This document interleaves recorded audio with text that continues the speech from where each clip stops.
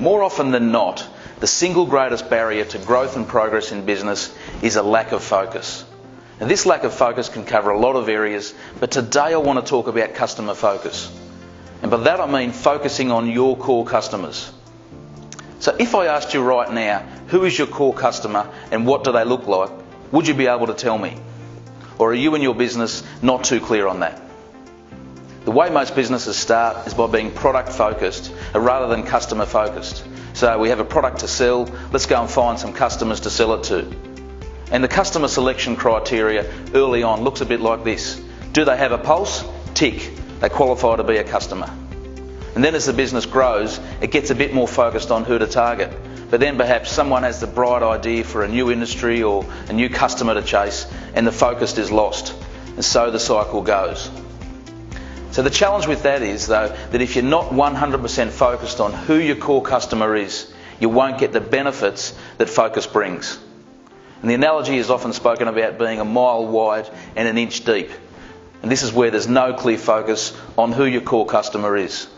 The problem you have with this approach is that you're spread too thin. And the same principles apply whether it's to geographic regions you operate in or the products and services that you sell.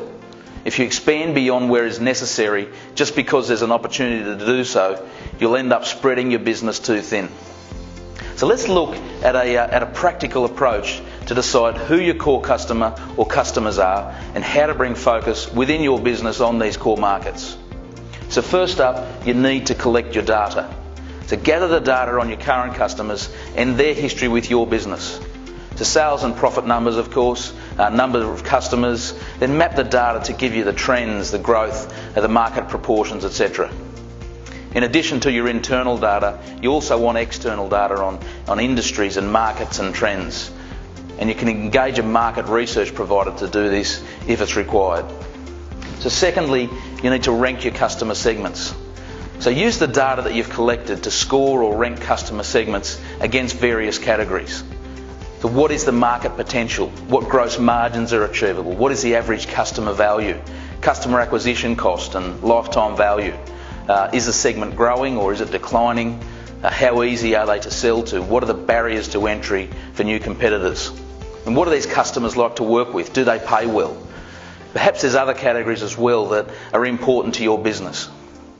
Then the next step is to choose where your focus will be. So it may seem a bit contradictory or illogical to say that narrowing your pool of customers will increase your business potential. But it's been proved over and over again to be absolutely correct.